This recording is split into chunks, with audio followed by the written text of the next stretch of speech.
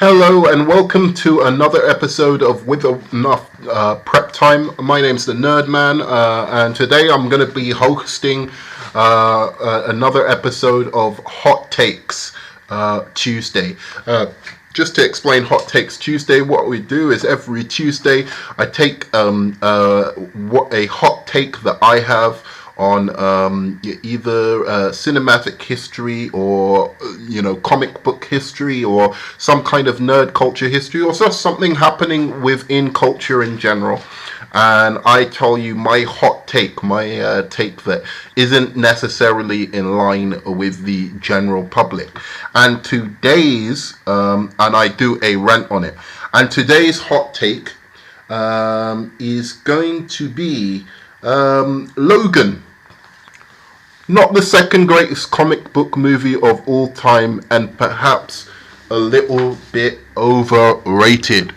So, I want to start off by saying I'm not a moron. I can see the value in the movie Logan, and I hope in future that more comic book movies will try or aspire to be the kind of film or do the kind of filmmaking that Logan was trying to do.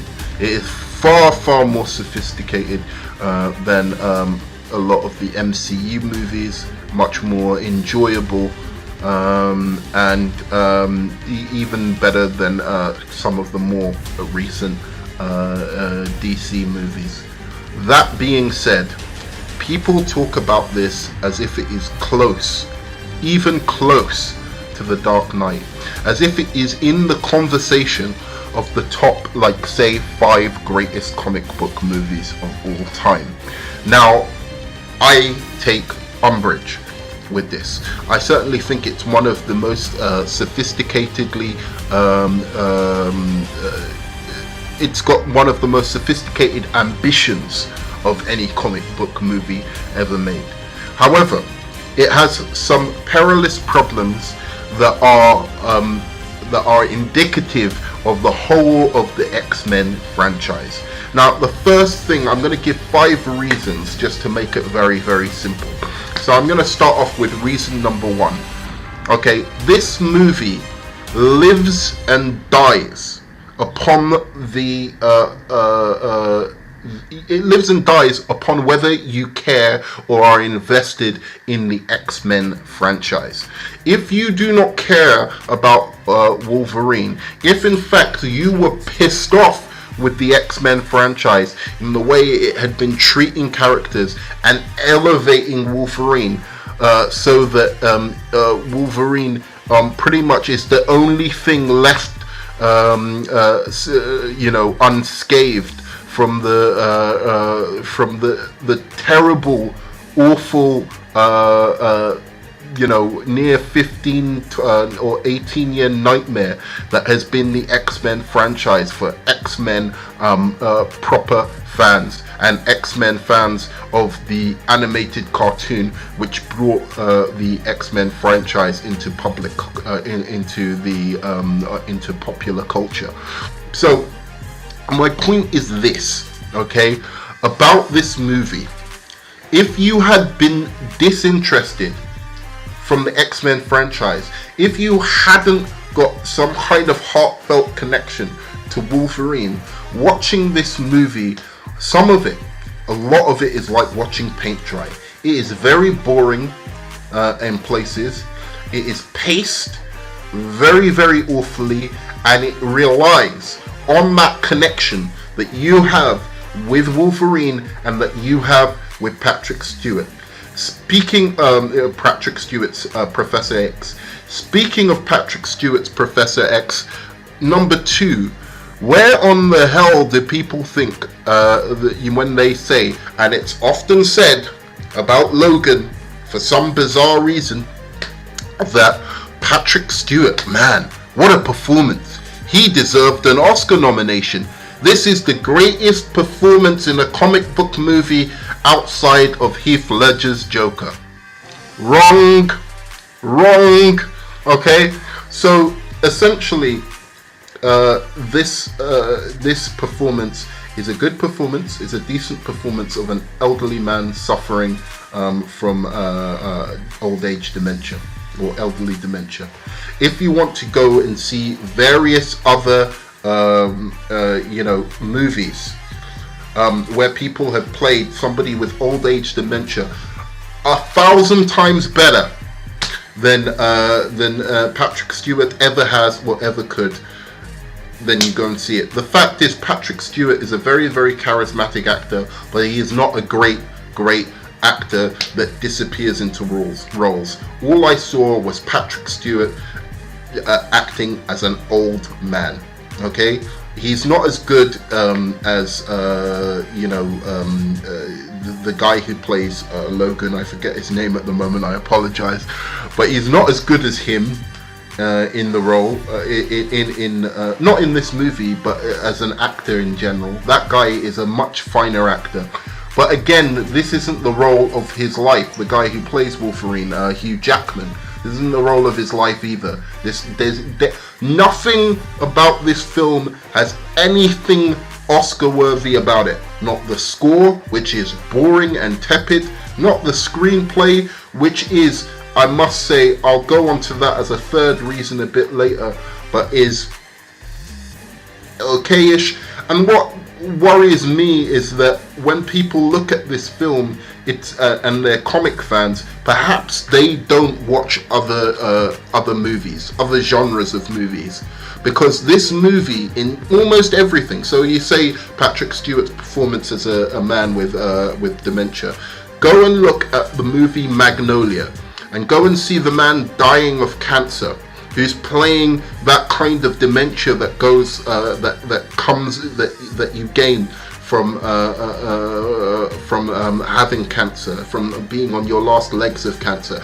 Go and watch that performance. That is an Oscar-worthy performance. Once again, I will say it again: Magnolia, yeah, a Paul Anderson movie, yeah. This is a fantastic performance by an old man, which blows Patrick Stewart out of the water. And there are many more to talk of, many more that aren't even Oscar worthy, that are more deserving than Patrick Stewart. Speaking of this, number 3 reason, and this rant is, I have to be just keep it a buck here, and just say, look, Logan has this really, really big problem, okay? That when you compare to other, when people talk about this being an Oscar-worthy movie, that people were happy that it was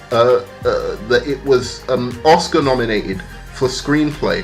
The only film that should have been ever Oscar nominated in terms of performance and acting and everything out of any comic book movie is probably Joker and Watchmen, and I am including The Dark Knight in that. No, it shouldn't have been Oscar nominated. The Joker and The Watchmen are the only two. Yes, so there you go, Zack Snyder fans. You all think I hate Zack Snyder. I don't, okay? So, again, if you compare a similar type of movie that didn't get an Oscar, and its impact, and how well paced it was, and how entertaining it was, and how much the performances were superior. So what film am I talking about? A film that this lends very, very heavily from, and that is Leon the Professional. If you go back, watch Leon the Professional, watch it with Natalie Portman, watch it with the guy who plays Leon the assassin in that movie, where you have an anti-hero, a man with one rule, just like Wolverine, just one rule that he will not break, that separates him from being a bad guy, and he is trying to help this little girl, save her from almost unsurmountable an unsurmountable obstacle in terms of the danger and threat level to her life. And that film is fantastic, should have been Oscar nominated. and you compare that side to side with something like Logan, and it makes Logan kind of look like garbage, to be honest. There is no emotion in this movie that you feel, really, apart from two scenes. One, the scene where Professor X dies, which I'll admit gave me some small bit of emotion, okay? And then secondly, what is the other bit? I think that's the only bit that I can think of that got me emotional. The whole thing of Leon, like if you watch that movie to the end, you're almost in tears with how much you want Leon and the little girl to be together. Okay, this is not on that level, and in fact there are other movies with this very, very similar dynamic, and they all do it better. And added to that, this little girl who does a fantastic performance in Logan, probably the best performance in the whole film is from the little girl, okay? Does a fantastic performance, but her connection to Wolverine is not good. I do not believe for a second when she calls him daddy at the end of the movie. That whole relationship that they're supposed to have did not come out in that film. Essentially, he wakes up after she saved him from dying. Okay, in that movie. Sorry, spoilers. Spoiler warning. She saves him in the movie. He comes up until that. They have not had. They've had more of a hostile interaction with each other. There has been nothing to suggest that she would see him or have taken him as a father figure. In fact, if anything, her response to his death seemed really, really odd, considering she was much, much closer to Professor X and had nowhere near the level of emotional response to Professor X's death that she did to Wolverine. This was badly executed. I did not believe the relationship between Daphne and between Wolverine. And let me just say a last criticism of this movie, because there is a big criticism. Okay, so I'll just want to go on to one thing. Another thing, people often try and say this film is deep because in the middle of the movie it shows it shows its connection to it being a Western and Shane and the themes of a Western film, early on Western film called Shane. I've not watched that film. Apparently it's very good. I don't really dig Westerns, to be honest. But the film is, tries to add some kind of layer of depth and acceptability in terms of it being cinematic, because it references this film in the middle. I say, okay, that's very good. But what is this film I am watching before my eyes doing for me? And what is the real depth within this movie itself? And it does have a little bit of depth when you find out about what has happened to the mutants and Professor Xavier's brain being this kind of weapon of mass destruction and having killed all the mutants and stuff like that. Unfortunately, that relies again very heavily on if I care about the characters of this franchise. Okay, and once again, don't care about any of the X-Men. X-Men 1 is garbage, and it's a very, very overrated movie. In fact, one week in hot takes, I might do X-Men and X-Men 2 and how those movies are highly overrated. Okay, so all of those characters, that whole franchise, the only two people I cared about in the whole franchise was McAvoy's Professor X and Magneto, played by the younger guy. Those are the only two characters I care about in the whole X-Men franchise. So the fact that everyone's died in that franchise, Cyclops, Jean Grey, all of them, I don't care at all. The film isn't doing anything for me. So that's that. So that reference there was bollocks. But it did have one opportunity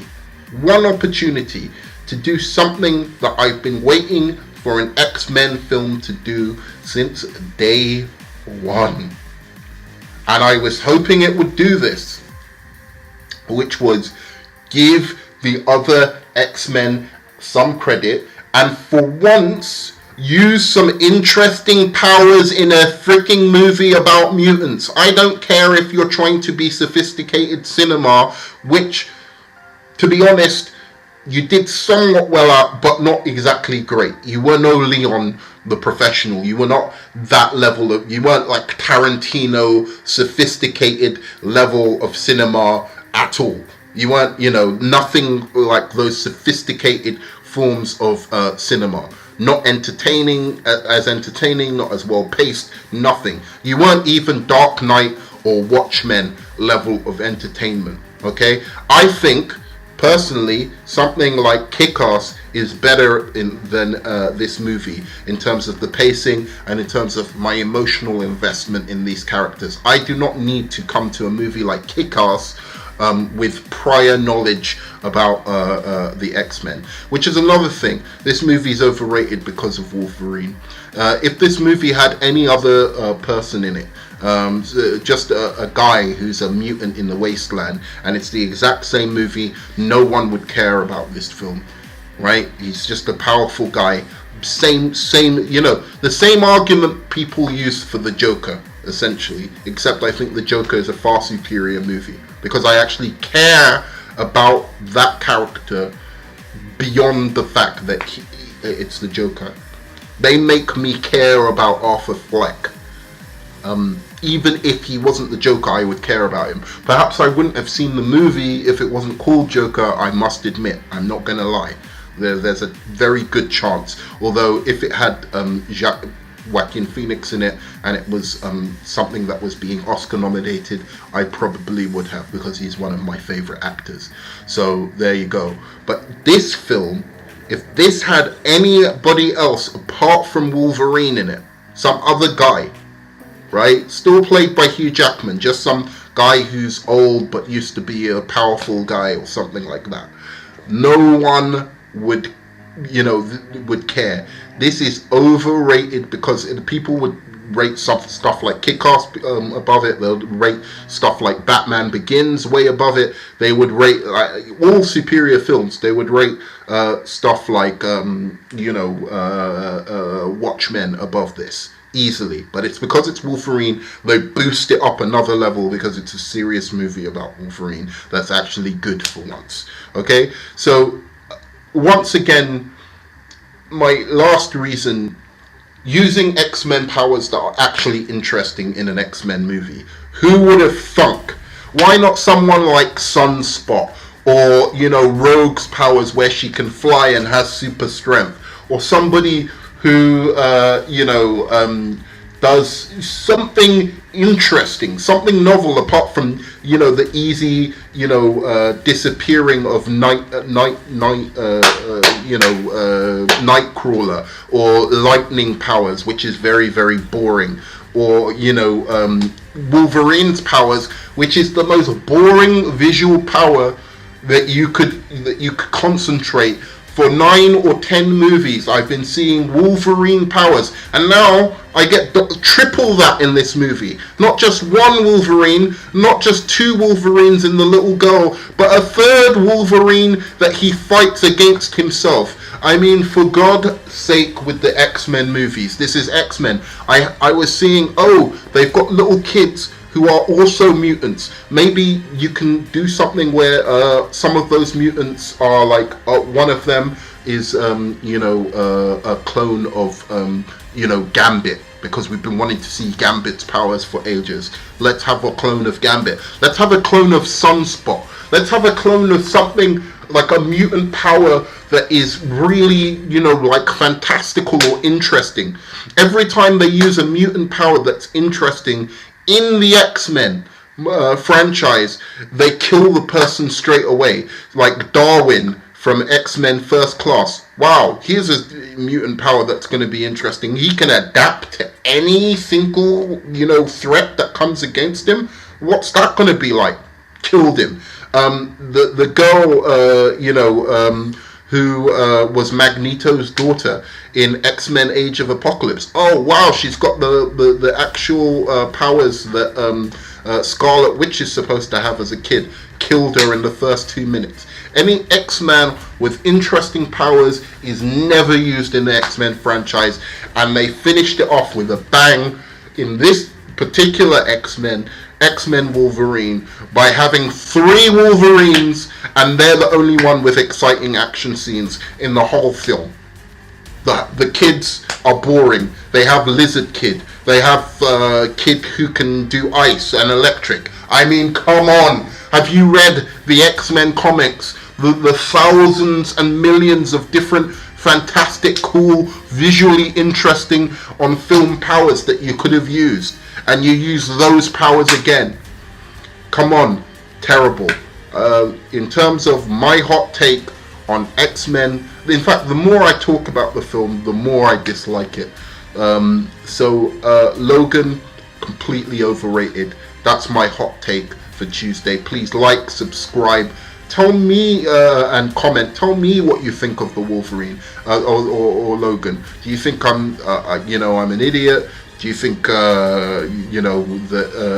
just tell me why you think the movie is better than I think it is. Maybe you can change my mind. But that's my hot take for today. Thanks so much. Please like, comment, subscribe if you want to hear more.